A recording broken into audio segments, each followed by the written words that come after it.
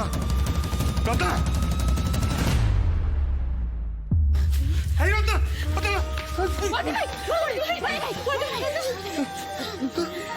কোথায় ছিলি তুই?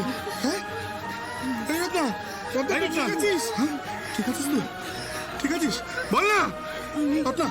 আমি কোথাও যাইনি দাদুরি, কোথাও না।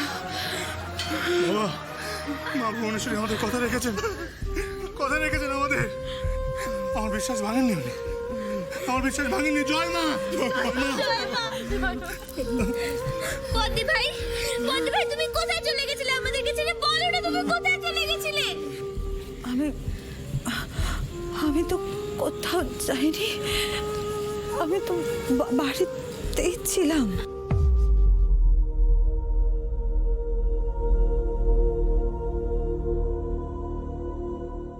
বাড়িতে ছিলে?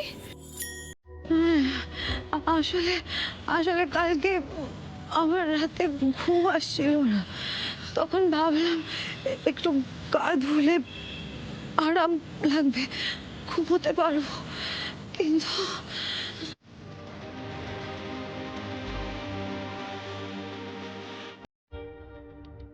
জল ছিল না। ভাবলাম রানী হয়তো সন্ধেবেলায় পাম্প চালাতে ভুলে গেছে। রানী অনেকদিন ধরেই বলছিল পাম্পের সুইচটা বদলাতে, সুইচটা নাকি আল বসে জ্বালাতে হয়, এদিক ওদিক হাত পড়লে কারেন্টের শক দেয়। আমার অভ্যেস নেই তো, ভুল জায়গাতেই হাত পড়েছিল।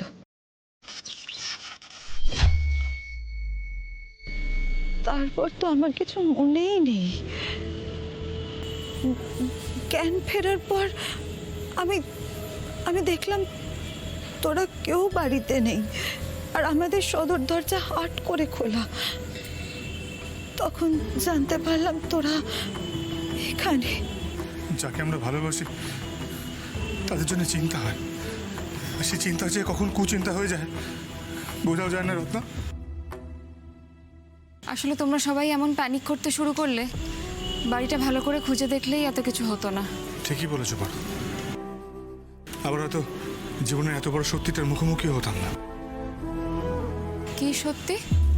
পার্বতী, তুমি আজকে যেভাবে সারাদিন আমাদের পাশে থাকলে, নিজের লোক ছাড়া কেউ থাকতো না। আর জানো তো, বিপদের সময় সেটা বোঝা যায়। আমি তোমার বন্ধু শোন।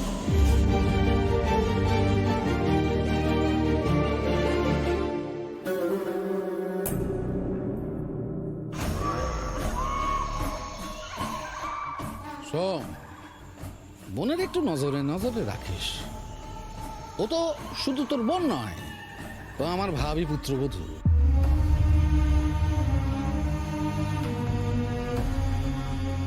কি হলো? সারাদিন তো প্রচুর লম্পজম্প হলো, পেটে তো এক ফোঁটা দানা পানি কিছু নেই। চলো বাড়ি চলো। রেস্ট নাও। হ্যাঁ,